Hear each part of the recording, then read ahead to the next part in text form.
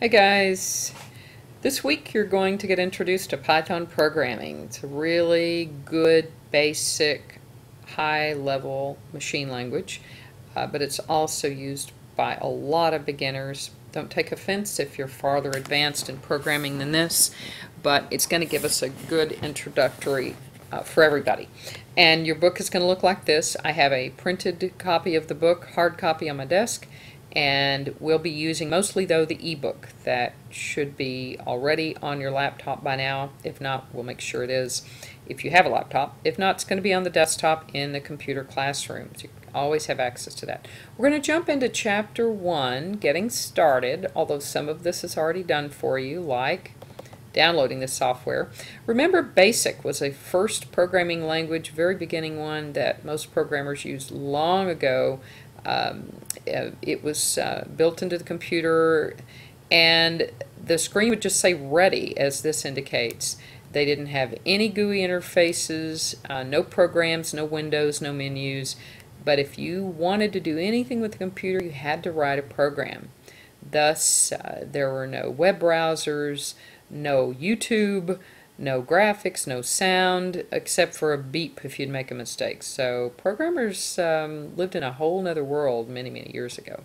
Now Python has something called idle. It's like a graphic interface Word. Okay, think of it as a Microsoft Word document that you can type into. Now, idle on your Python heads up document right here stands for Interactive Development Environment. This environment is software that makes it easy to write Python programs, and the window appears when you first run the idle, and it's called the interactive shell. A shell is a program that lets you type instructions into the computer. Now, Python instructions is all that you can type into the shell. If you tried some other language, of course it wouldn't work. Now, the shell, what does it do? It actually sends instructions to the software called the Python interpreter. We'll learn more about the interpreter and compiler later. For now, we're going to go back to your book.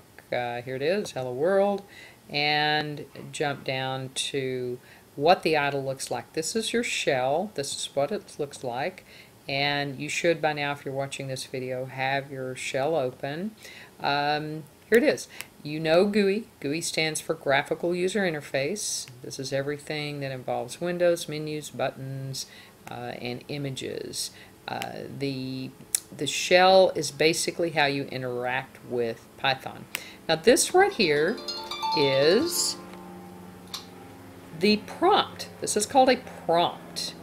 Now, a prompt is what a program displays when it is waiting for you to type something. It's literally what it says. So, how about we try this? Everybody, open up your Python idle. You should have learned how to do that by now. And then type this at the prompt. Print Hello World. That's generally the basic program that you will use. And when you press the Enter key, you will get a display back to you. Now it's called print. Technically, that's a keyword in Python. It really means that Python isn't printing anything. It's not sending anything to a printer per se.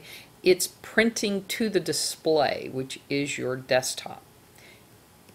So we're going to move on, and here's how it will look in the window. Okay. Now what actually happens when you do that? You're actually under the computer's command. And Python has lots of different, you've actually got the computer under your command when you use the prompt.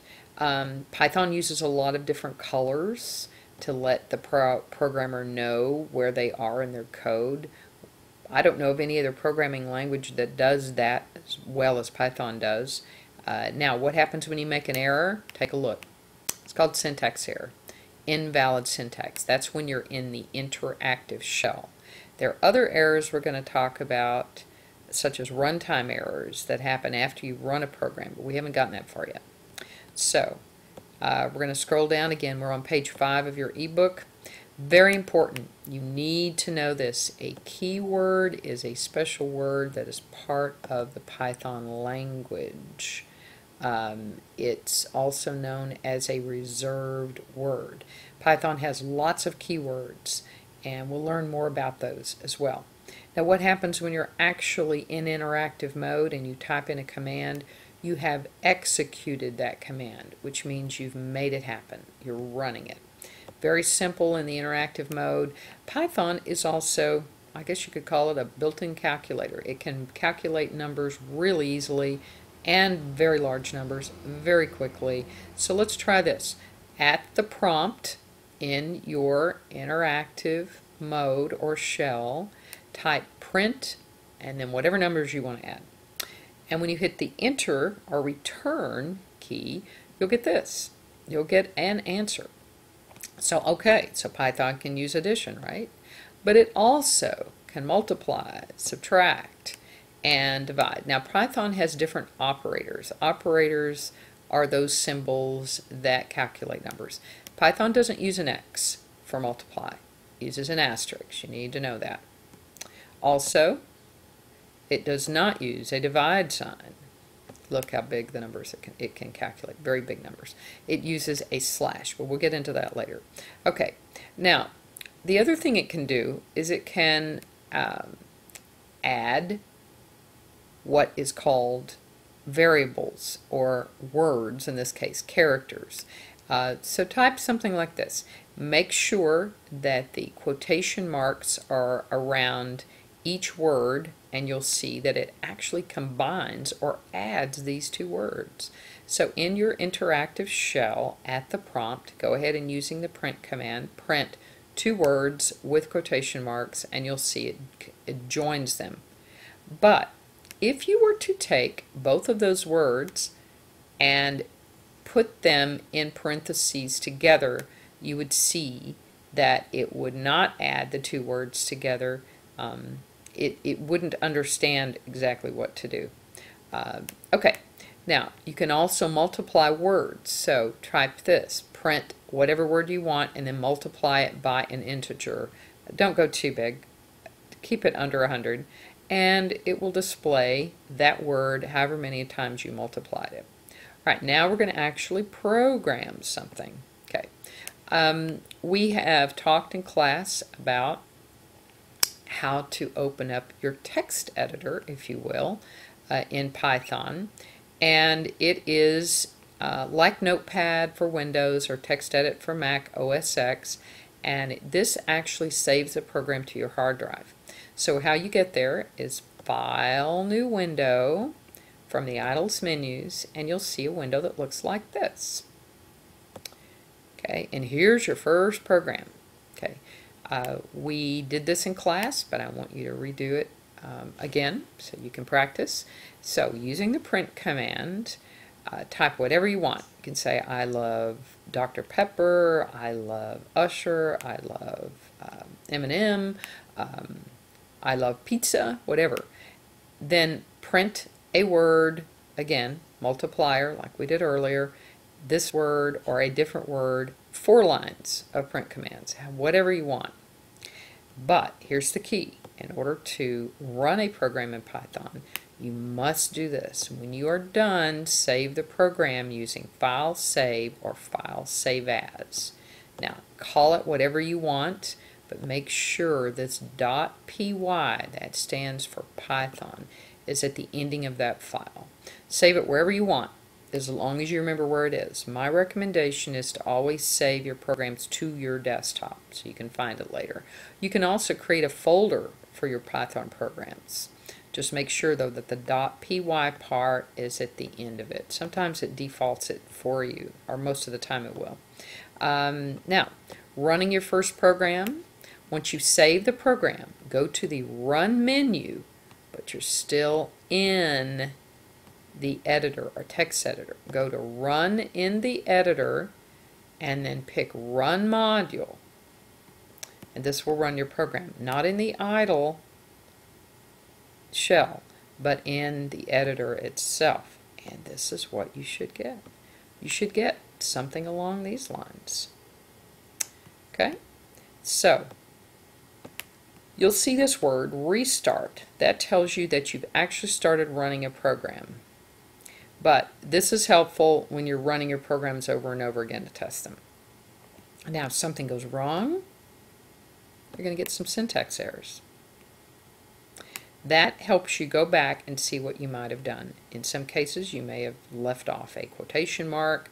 Generally, that's what the case is, or you have used a keyword that was part of Python you didn't know was a keyword, but you'll get an error, and then you'll need to go back and rerun your program. Now, runtime errors, we were talking about that earlier. Runtime errors. This is a second time error. This is a kind of error that drives programmers crazy because it doesn't appear until after you've run the program. And sometimes it doesn't give you the exact area to look for. It's a little more difficult to fix. You will see trace back when you've run the program. It will try to tell you to the best of its ability what it thinks went wrong. We haven't gotten into strings or integers or floats yet, but we will get there. Now, the line starting with trace back is the start of the error message. The next line tells you where the error happened, the file name and the number. Then it displays the bad line of code. This helps when you find the problem, to help you find where the problem is. Now, let's move on down. You guys can read your own book. I don't want to read every line for you. Now, programmers, they know right away that errors are going to happen. In fact, they almost live for errors because their whole world is problem solving. So they don't freak out too much when they get an error. They know they can just go back and systematically seek the area that they need to fix. So don't worry about it. There's always a way that you can go back and find the errors in your code. Now, your second program is going to be a lot more difficult because there are lots of keywords and processes here that we haven't gotten into yet, but it's a more fun program, and we will be doing that in class soon. So if you'd like to read this on page 11, follow along with exactly what you see here. Remember, don't forget the program itself. All of the lines of code falls on 2 pages, 11 and 12. If I know last year we got a lot of the students got to this part, wouldn't work, and then oops, went down and realized that there was 1, 2, about 5 more lines of code that they missed. So don't forget to go to page 12. All right, we're going to stop there, and hopefully this will help you in practicing your Python exercises.